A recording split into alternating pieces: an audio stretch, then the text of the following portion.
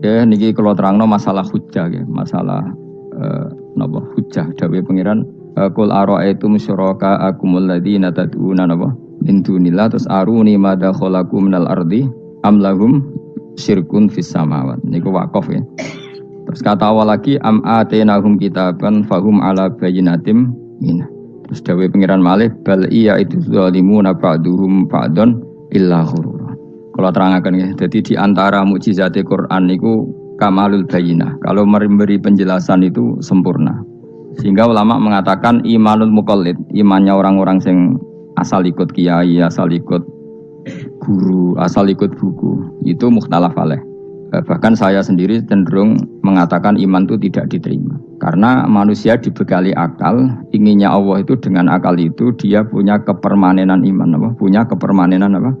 Iman, dan dengan itu dia imannya mujma' alaih, mesti diterima oleh Allah Subhanahu wa ta'ala karena bin nadzari sahih, dengan logika yang benar. Dan logika yang benar itu gampang sekali. Beberapa ulama tentu tahu sekali, bukan sekedar tahu sekali karena itu diajarkan Allah dan Rasul. Misalnya begini, kata Allah, saya kalau baca ayat-ayat ini itu sering nangis karena Allah yang Tuhan itu sebenarnya tidak butuh kita. Seorang lagi, Allah yang Tuhan itu tidak butuh kita, juga tidak butuh iman kita. Tapi Allah ingin hambanya itu berakal ya, karena agama itu liqaumi yaqilun, sehingga berpikirnya benar. Misalnya gini kata Allah, enggak apa-apa kamu menuhankan selain saya itu tidak apa-apa kata Allah. Enggak apa-apa Yesus kamu katakan Tuhan, enggak apa-apa kamu katakan batu Tuhan, enggak apa-apa. Tapi tolong prosedur ya, prosedur atau persyaratan menjadi Tuhan itu kamu lengkapi, yaitu punya prestasi menciptakan langit dan bumi. Kalau tidak semua surun semen kata Allah, sementing urun gitu. Jadi sebetulnya itu kan rasional. Misalnya nggak apa-apa kamu merasa jadi presiden atau gubernur atau jadi wali atau jadi apa, yang penting prosedurnya dipenuh. Itu kayak apa Allah baiknya pada kita. Sehingga saya berkali-kali, makanya menurut saya orang alim itu wajib memaklumatkan kalau dirinya alim, supaya jelas aturan mainnya. Yang dilarang Allah itu kan memaklumatkan alim kemudian ingin hadun nafsi, ingin salami template, dicucuk, dihormati, itu kriminal. Itu orang alim gendeng, sudah gendeng sekali. Karena khasnya orang alim itu tentu cari ridhonya Allah, bukan ridhol khalqi, bukan ridhonya apa? Makhluk. Makhluk itu la syai', ada siapa-siapa. Dan kita harus baku seperti itu. Kenapa kalau orang alim enggak memaklumatkan kealimannya itu dikatakan salah? Karena fungsi orang alim adalah membawa bayinat, membawa ayat-ayat Allah, bukan kepentingan apa? Pribadi. Makanya Rasulullah nanti duka ngendikan idza zuharatil fitanu wal bid'u falyudhiril alim ilmahu wa illa fa'alaihi la'natullah wal malaikati wan nasi ajmain. Jika zaman akhir banyak bid'ah, banyak kebodohan, maka orang alim wajib menampakkan kealimannya. Jika tidak, maka dia mal'un, dilaknati langit dan bumi. Karena sebetulnya logika tentang Tuhan itu gampang sekali. Saya ulang lagi ya. Saya punya sekian contoh betapa tauhid itu mudah. Jadi kalau ada orang bilang ikhlas itu angel, Gus, ya dia sendiri goblok karena nggak tahu logika nopo. Ikhlas itu justru gampang. Misalnya kamu ngamal demi manusia, manusia itu umurnya hanya berapa coba? Kan pasti mati. Lalu kalau dia mati tidak berkutik, bagaimana Anda bersandar sama seseorang yang mati dan tidak berkutik? Sama-sama bersandar sama zat sing al-hayyul qayyum, sama zat yang abadi. Kamu latih terus akal kamu. Misalnya saya punya jamaah banyak, mereka itu kan nggak jelas surganya. Kok harap-harap syafaatnya piye? Soalnya jamaahku mlebu neraka kabeh. Kan nggak mungkin nyafaati saya. Atau mereka mlebu swarga kabeh, wis do sibuk kelon mbek widadari. Mungkin ya ndak ngurusi saya. Jadi dua kemungkinan itu sama-sama ndak ngurusi saya. Mlebu neraka ya rasa nyafaati, kan mlebu swarga. Do sibuk napa? Ngeloni widadari karena trauma di bocah elek, melarat macam-macam. Sehingga kiainya saja wis ora takok Gus Baneng ndi wis ora takok. Seribet deh, no. Nah, tentu saya juga sibuk sowan pangeran sudah. Itu makom saya sudah sibuk sowan pangeran. Kowe pesta seks sing kula sowan pangeran. Wa swargame ayate pokoke inna ansa'na gunna napa? Insa'a faja'alna gunna. Abkaro bar kelon dadi perawan neh berarti keloni seribet. Kula insyaallah melok daftar sing fa'ama ingkana minal muqarrabin farauhu warayhan. Jadi surganya muqarrabin itu enggak ada sifatnya. Di situ enggak dibakas bidadari, makan-makan enggak, tapi farauhu warayhan. Satu surga yang sifatnya rohani, karena enggak bisa disifati. Tapi saya daftar di situ ya hanya beberapa jam, baru itu ya gabung kon. Sawangane kok karo rasane wong ayu juga keberatan. Ya tapi saya tentu punya dua kelas, punya kartu premium dan ekonomi. Saya enggak tertarik lah daftar yang premium dok, nanti repot apa. Saya itu sering nangis kalau baca ayat seperti ini. Bagaimana Allah yang Tuhan kemudian enggak butuh apa-apa, tapi Allah saking baiknya itu membuat tatanan logika kita. Saya enggak akan bosan-bosan sampai sowan Allah. Bahkan andaikan saya masuk surga dengan faham ini, saya milih faham ini. Karena faham ini itu menguntungkan agama, li'ilai kalimatillah. Sementara masuk surga itu hadun nafsi. Banyak ulama yang mengatakan, kenapa anda tidak ingin mati? Padahal anda mati masuk surga. Katanya, saya takut kehilangan momen sujud. Karena sujud adalah hak Allah, sementara surga itu hakun nafsi, keinginan saya. Tentu saya mendahulukan hak Allah ala hakin nafsi. Itu makam-makam yang, dan itu nggak bisa kamu copy paste. Orang yang pada kelasnya akan merasakan seperti itu. Dan kamu tidak perlu minat, malah paham. Jadi sudah dengar saja, apa? Dengar saja. Begini misalnya, saya berkali-kali bilang, kenapa ulama dulu? Saya ini kan di Sarang juga ngajar tauhid. Dulu saya ngajar kubrul yakiniyat di beberapa madrasah, termasuk di Sidogiri saya juga ngajar tauhid. Di sini saya ngajar tafsir, tapi yang saya titikkan juga tauhid. Begini, saya hidup di dunia ini terutama saya memang ingin menerangkan tauhid sebagaimana Allah menerangkan. Begini ya, Jubair bin Mut'im, saya tidak bosan-bosan cerita ini. Jubair bin Mut'im itu termasuk dahiyatul Arab, cerdas-cerdasnya orang Arab. Dia ditunjuk sebagai negosiator untuk membebaskan Asra Badrin, tawanan perang Badar yang kalah dan ditawan Rasulullah dan para sahabat. Kemudian harus ditebus dengan uang. Oke, disepakati. Terus singkat cerita Jubair bin Mut'im itu datang ke Madinah. Dulu karena tidak ada hotel, tidak ada penginapan, ya memang nginapnya orang musyrik itu di masjid. Ya sehingga itu lazim saja. Kamu tidak usah jadi liberal kemudian bilang musyrik boleh di masjid, ya tidak perlu seperti itu. Kamu juga tidak perlu goblok mengatakan nggak ada ceritanya orang musyrik ngidam di masjid, karena ya ada tarikhnya seperti itu. Jadi tidak perlu goblok, ya tidak perlu liberal. Paham ya? Kalau kamu bilang mana ngono wong musyrik oleh ngidam di masjid, kamu liberal. Padahal konteksnya dulu memang nggak ada hotel. Tapi kalau bilang nggak sama sekali juga goblok, karena sejarahnya pernah ada. Milih nanti, goblok apa liberal? Apa milih jelas? Enggak milih aja, ngaco aja.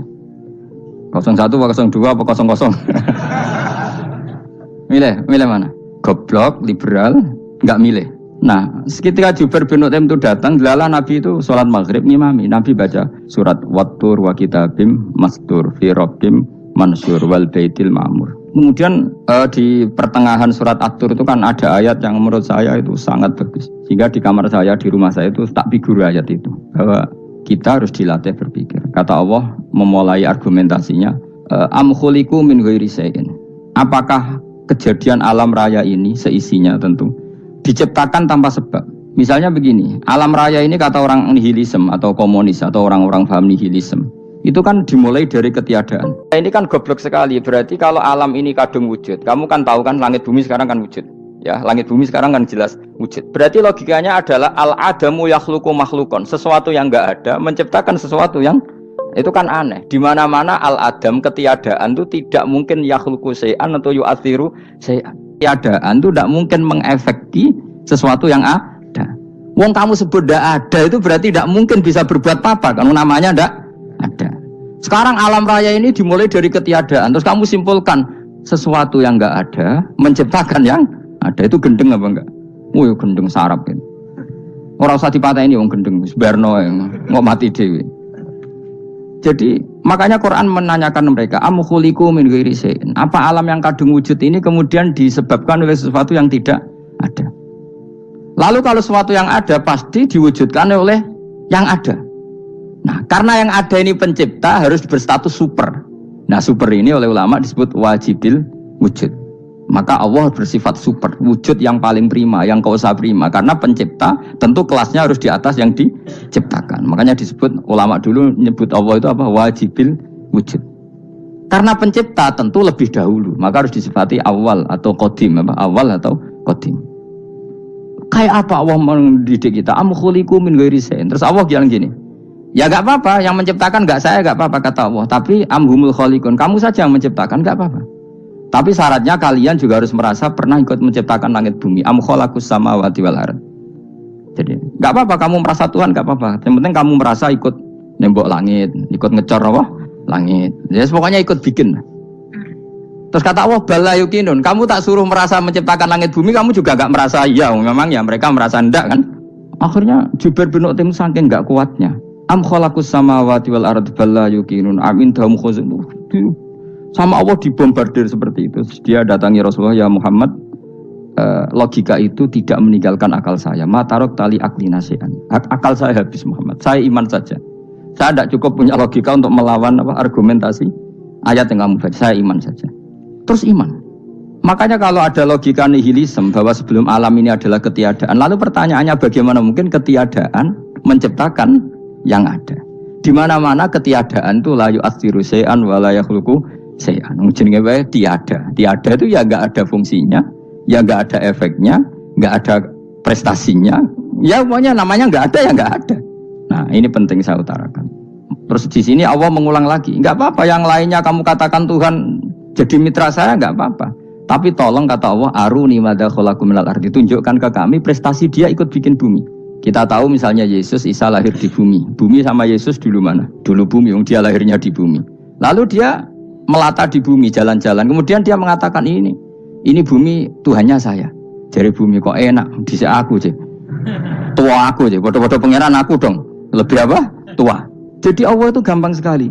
Nah sekarang orang iman itu kuwajo semua. Makanya ndak wali-wali. Imane mbek Allah taklid, njaluke aneh-aneh, njuk bojo ayu, sugih, jabatan. Bela Allah secara hujah aja enggak pernah, sudah minta. Makanya ini kita ini hidup di zaman yang saraf massal. Lho kula nu njaluk pangeran akeh-akeh kuwi isin. Coba kamu bela Tuhan tuh pernah bela apa? Bela Tuhan tuh gampang dengan argumentasi al-hujjah yang supaya agama ini tamkin fil ard, benar-benar mapan dalam logika. Yaitu tadi di mana-mana yang namanya sebab itu amrun wujudiyun, di mana-mana sebab itu sesuatunya harus wujud. Paling tidak kita sudah menolak nihilisme. Apa? Nah, nihilisme.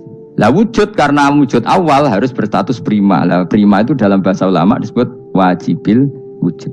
Makanya ulama dulu ngelatih kita itu pertama Allah itu siapa? Zat sing wajibil wujud. Itu satu filosofi yang luar biasa. Nah, kemudian setelah itu ada setan-setan kecil yang nganggur, yang iseng. Nah itu nggak usah kamu perhatikan. Tinggal delok TV, ngopi, terus tinggal nyate kelata. Engko setan pingsan dhewe. Syukur-syukur stres dhewe.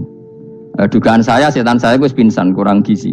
Karena memang setelah itu setan nggoda gini. Lalu sebelum Allah jangan-jangan ada wujud yang lain. Lalu Allah sendiri awal mulanya gimana? Kata Nabi, jika ada pertanyaan seperti itu kamu harus berhenti.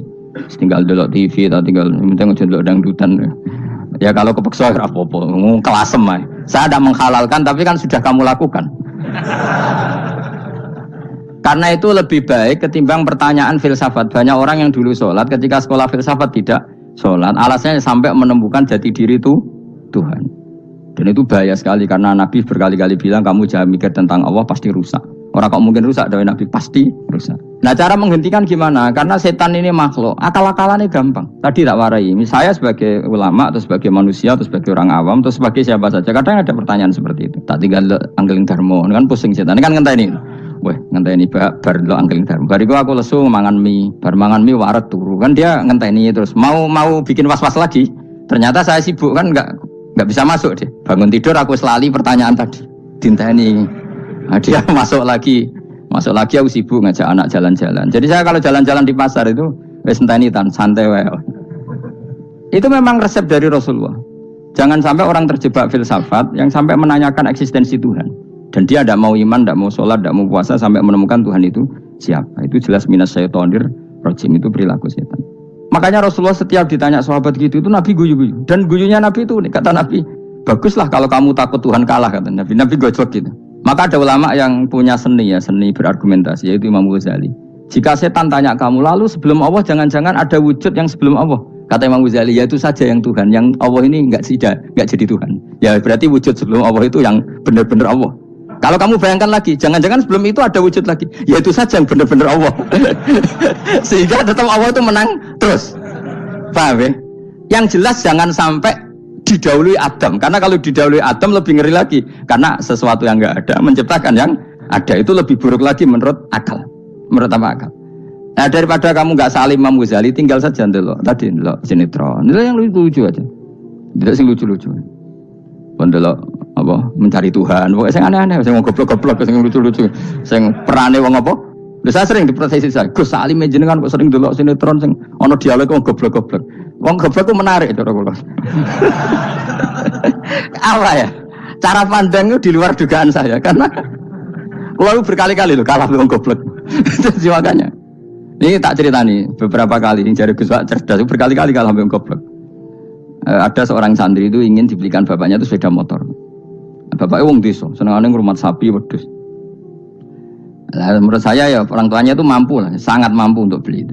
Pak buat ditukokno mawon wong sepeda motor. Kata bapaknya, "Anakku nu jog mondok tak goblok, Gus. Wong njaluk kok sepeda motor, njaluk mobil ora ya goblok." Lah kok goblok, Pak?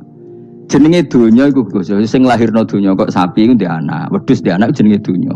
Di mana-mana jenenge donya sing lahirno donya. Iki donya kok mangan donya. Mergo motor iku kan tuku bensin, mobil. Iku cara dekne iku goblok Gus. Batin berarti kabeh kiai goblok perkarane tuku donya sing ngentekno donya. Cara dene donya iku sing lahirno donya. Batin kok pinter iki batin. Untungnya saya ini ulama ya, ahli tafsir ya malu. Sebenarnya kalah itu ya malu. Tapi saya sebagai orang objektif fair, itu teori benar apa? Jadi donya iku ya sing lahirno donya. Donya kok mangan donya iku goblok. Untungnya dia dengan saya itu jaraknya 5 kilo 7 kilo karena tidur. Lala dia diterkon sepeda motor, aku tetap mau kalah. Pak, nanti jalan kaki saja. Karena kalau pakai motor ini kegoblokan kata saya. Terus mendingan nih, loh Gus mau kalah tadi.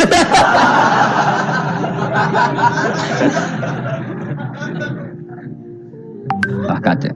Singkat cerita dia bersikeras, nggak mau beliin sepeda motor anaknya karena di mana-mana dunia gue sing lahir no dunia, nggak boleh dunia kok mangan. Ini satu kegoblokan yang agak ilmiah tadi. Nah Imam Asy'ari juga ngalami hal yang sama. Imam Asy'ari itu punya, kita kalau ahli sunnah kan 2 partai ya. Ya dalam ahli sunnah itu hanya ada 2 partai juga. Kalau nggak Asy'ari ya Maturidi. Ya, dan sama-sama alim. Ya kalau terpaut ya paling 5%, 7% ya, kealimannya Asy'ari dan Maturidi. Imam Asy'ari itu bikin logika yang jelimet seperti saya sekarang ini, logikanya yang jelimet tapi permanen. Jadi yang saya ajarkan tadi itu logika yang jelimet tapi apa? Permanen. Karena tadi alam raya ini kadung wujud. Kalau kadung wujud pasti pewujudnya yang menciptakan wujud pasti adalah kewujudan. Karena al-adam la yu'athiru syai'an. Di mana-mana kenihilan tidak yu'athiru syai'an. Ya sepakat ya, gampang kan? Tentu wujud ini prima disebut wajibil wujud. Lalu Imam Asy'ari itu bersikeras kalau imanul muqall itu tidak diterima. Terus banyak yang keberatan ulama, tapi Nabi nyatanya yaktafi bi imanil a'rab al khalina anin nadur. Nabi nyatanya mencukupkan imannya orang-orang Bedui yang mereka itu kayaknya tidak bisa mikir. Ya, Nabi yaktafi bi imanil a'rab itu wong desa al khalina anin nadur yang mereka itu tidak bisa apa? Berpikir. Singkat cerita Imam Asy'ari survei. Coba ayo kita tanya orang-orang kampung. Ternyata kegoblokan orang kampung itu ya ilmiah, masyhur itu. Imam Asy'ari saja harus belajar dari wong awam, wong goblok-goblok. Kita kok ingin ya Badawi bima arafta rabbak.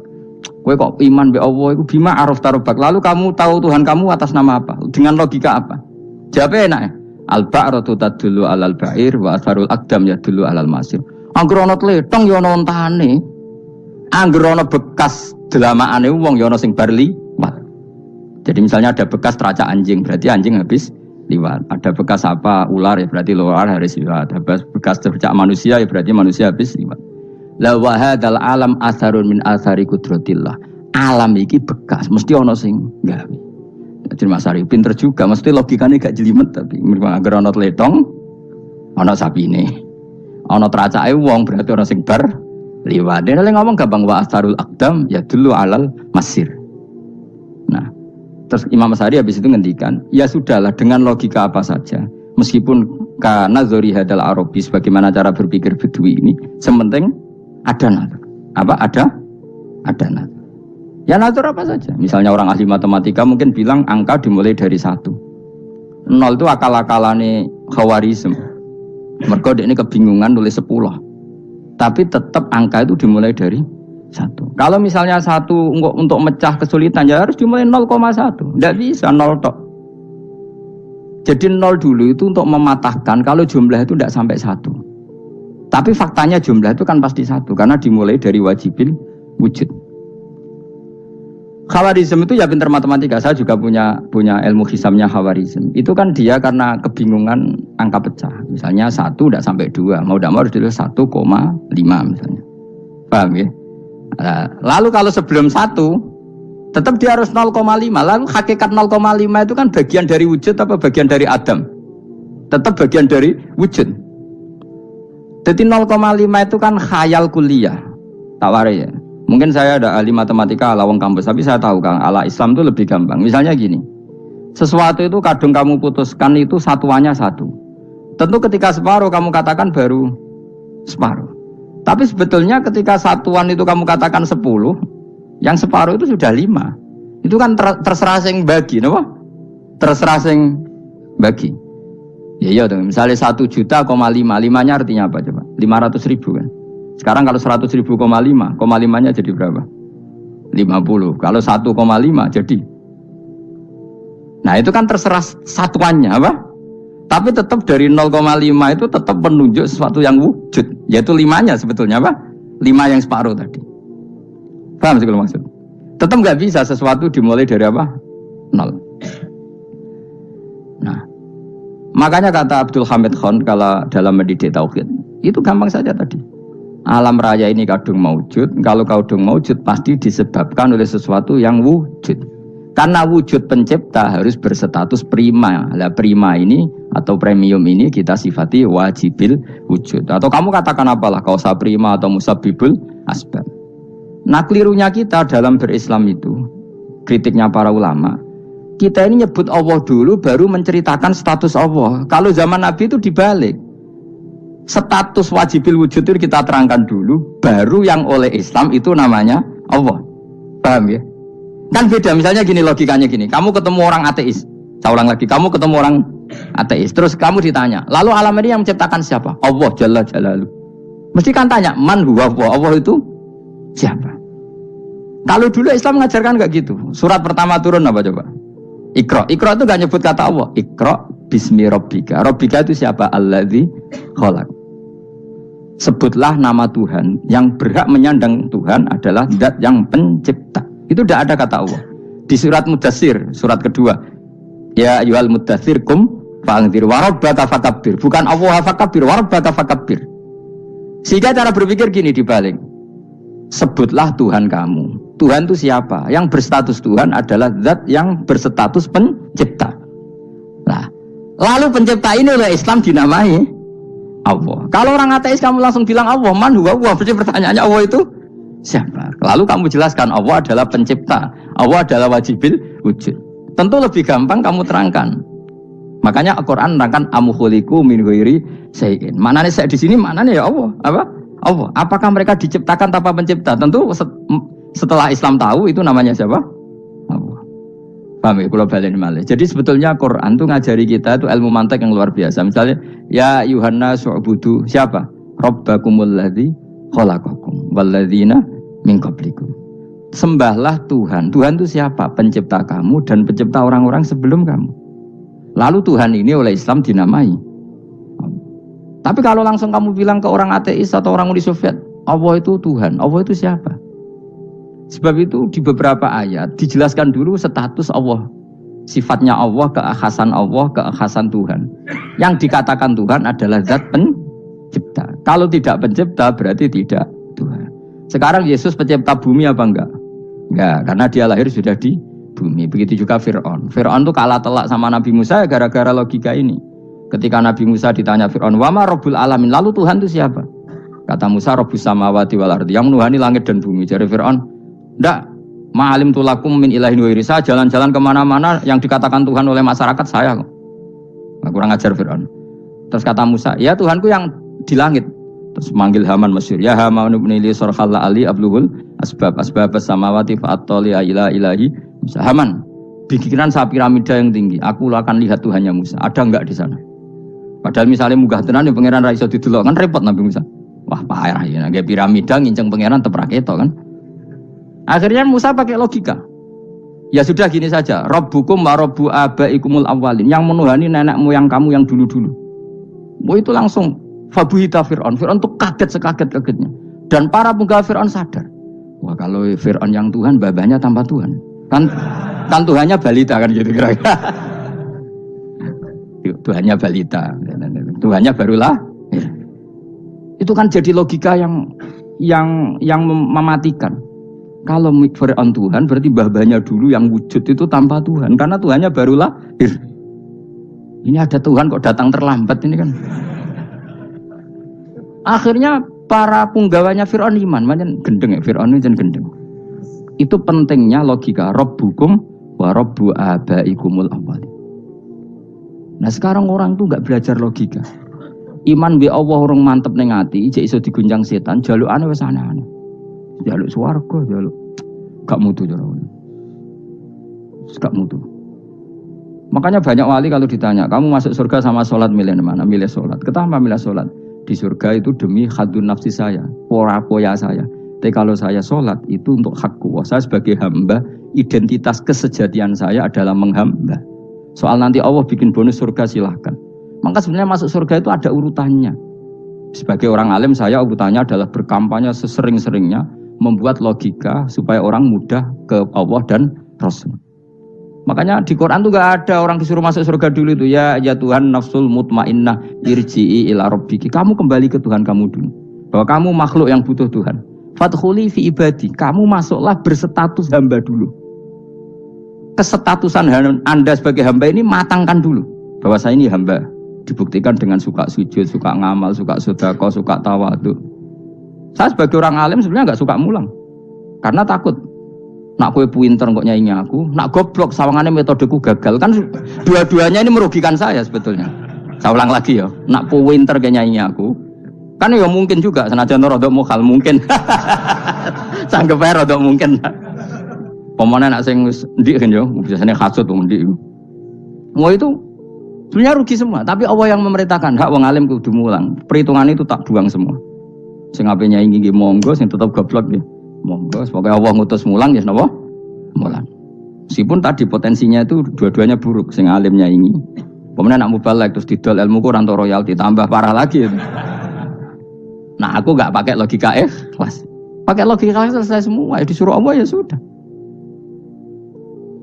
Saya ulang lagi ya, makanya saya minta ya, surat Tur itu dibaca. Makanya baca Quran itu jangan terlalu egois, jaluk swarga. Statusnya dulu tuh fadkhuli fi ibadi, kehambaan Anda posisikan yang mantap. Lagi wadkhuli jannati. Sekarang enggak dibalik, orang ini masuk surga dulu. Kayak surga di kapling. Terawih arang-arang gue jaluk Lailatul Qadar. Lailatul Qadar wis kliwat. Wingi wis Dzulhijjah wingi kan Pak. Sebagian ulama berpendapat Lailatul Qadar itu fi kulli sanatin. Apa fikuli? Karena itu kota berdasar nuzul Quran, dan nuzul Quran itu bisa saja hari Arafah, bisa hari apa. Ada ulama mengatakan Ramadan, tapi bisa tanggal 1. Nah kamu kan pemalas, ikut yang partai 21, 23, karena kan wis akhir-akhir kan wis enteng. Sebenarnya ada milih 21 berdasar ilmu apa berdasar enak lanak terbatas waktunya kan lebih sempit apa? Lebih apa? Sempit. Ya saya ulang lagi ya. Jadi Allah kalau ngajarkan hujah itu gampang sekali ya. Tadi amkhuliku min ghairi syai'in. Enggak apa-apa saya ada Tuhan kata Allah. Tapi kamu harus punya logika. Alam raya ini diciptakan tanpa pencipta. Mau enggak kamu punya logika seperti itu? Bahwa alam ini yang wujud diciptakan oleh sesuatu yang tidak wujud. Mau enggak kamu punya logika itu? Enggak mau kan? Namanya wujud tentu diciptakan super wujud. Dan super wujud itu wajibil wujud. Dan itu Tuhan kita yang oleh Islam dinamai Allah. Bang, makanya nyebut Allah itu di surat-surat awal Quran tidak ada. Coba awal surat Quran itu surat apa coba? Iqra kan? Iqra itu ada enggak kata Allah? Enggak ada. Iqra bismi rabbika. Rabbika itu siapa? Allazi khalaq. Surat Mudaththir sama. Ya ayyuhal mudaththir qum fa'anzir wa rabbaka fakabbir. Ya sudah seperti itu. Ya ayyuhan nasu ubudu rabbakum. Rabbakum itu siapa? Allazi khalaqakum. Nah kita ini keliru metode. Pemene wong tukang wiridan Allah. Tapi ra roh Allah iku sing sapa? Ya dia Allah. Dia nyifati Allah mau sing ngekeki swarga, sing ngekeki dhuwit, sing ben ngekeki widadari. Jadi Allah disifati sesuai selera yang menguntungkan dia. Bahwa Allah ini yang ngampuni saya, kemudian saya masuk surga, kemudian ngeloni widadari. Makanya kalau dia jadi wali tak demo. Tak laporkan MK pokoknya. Suluh. Karena ini wali pecundang gitu. Bagaimana mungkin calon wali pikirannya khadun nafsi? Kalau ulama agak gitu, mendikan Allah itu zat paling penting di dunia. Maka akan saya maklumatkan di dunia bahwa orang kembali ke Allah. Caranya gimana? Akan saya kenalkan Allah lewat logika. Caranya apa? Kita sifati wajibil wujud. Kita sifati Rabbukum wa Rabbu abaikumul awalin. Dengan sifat-sifat yang semuanya mengarah ke dikjayaan Allah Subhanahu wa taala. Iku jenenge kowe bener-bener ulama. Iku disebut balwa ayatum bayinatun fi suduril ladzina utul ilm. Makanya ulama itu orang yang luar biasa sampai disebut innama yakhshawaha min ibadihil ulama. Ahli ibadah itu rapati wedi pangeran. Masih wiridan istighfar nangis rapati wedi pangeran, gayane tok nangis. Karena sebenarnya dia nangis itu diram di swarga. Mlebu swarga gak iso ngloni. Dari itu aja orientasinya itu.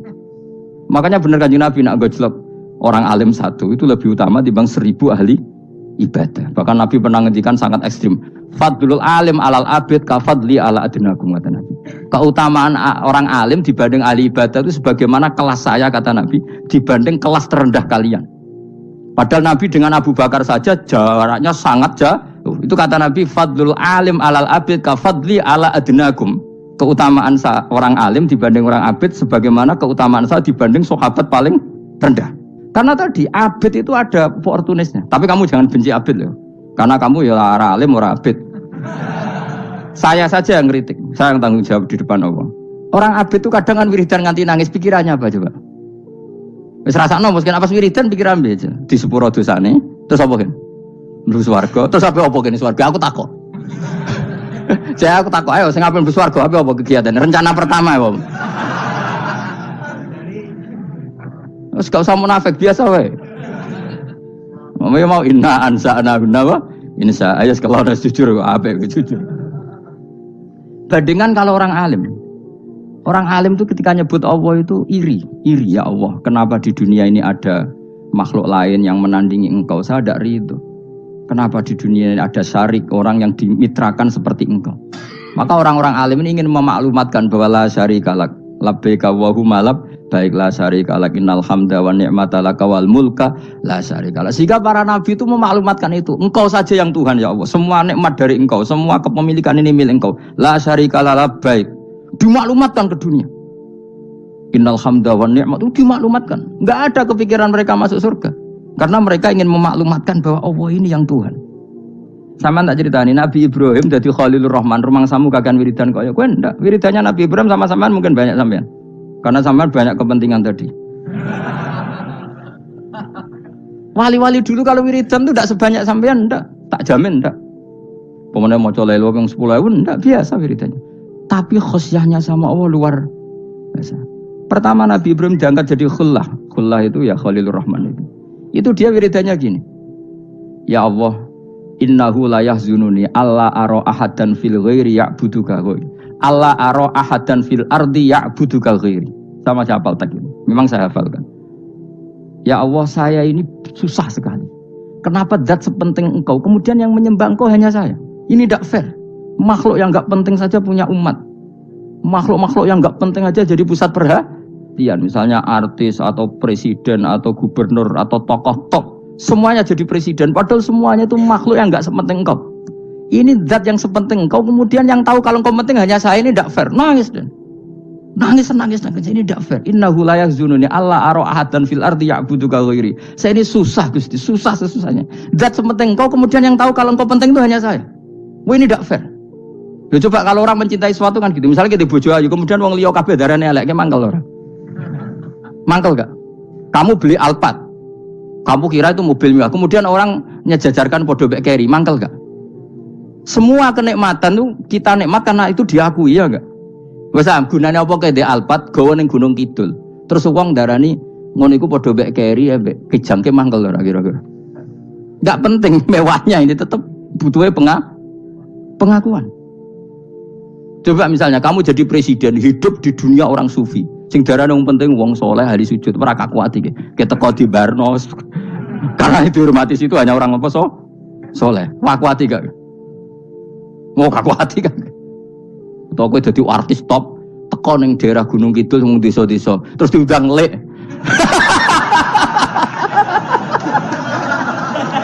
Oh, mangkel kae. Lah bayangno.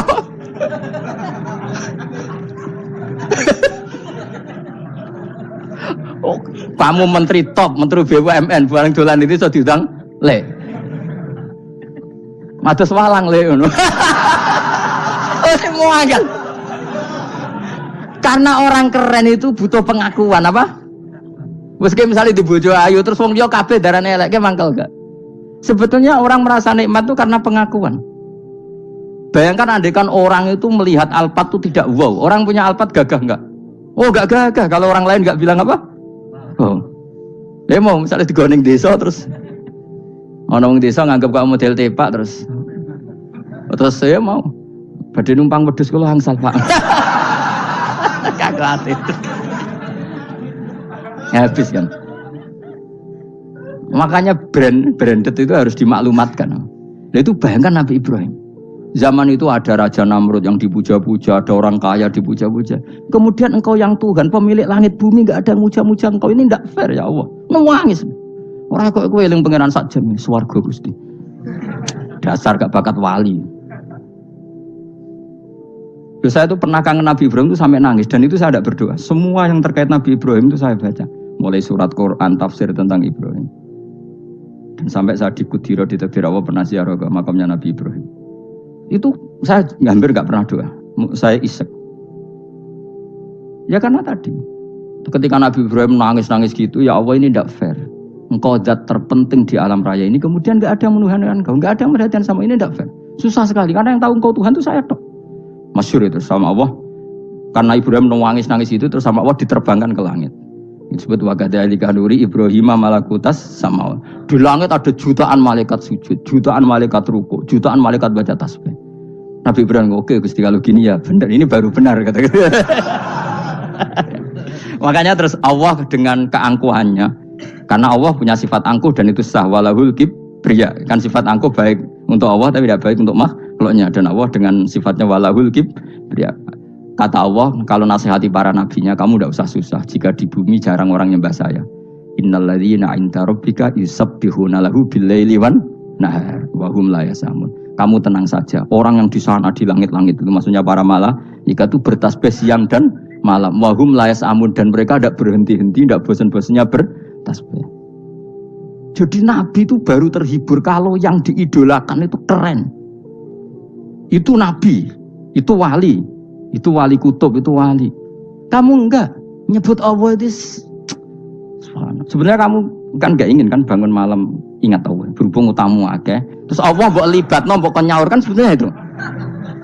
Kamu ingin jadi bupati, sebenarnya kamu enggak kangen Allah.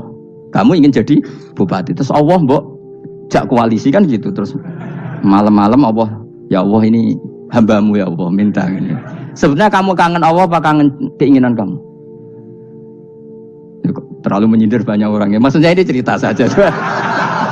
Ya sudah, ini kayaknya kok banyak yang tersindir. Tapi ini kan ngaji. Yang ngaji itu harus naik kelas. Ya sudah, tidak usah diteruskin kok banyak yang tersinggung. Ya sudah, tidak usah diterusin.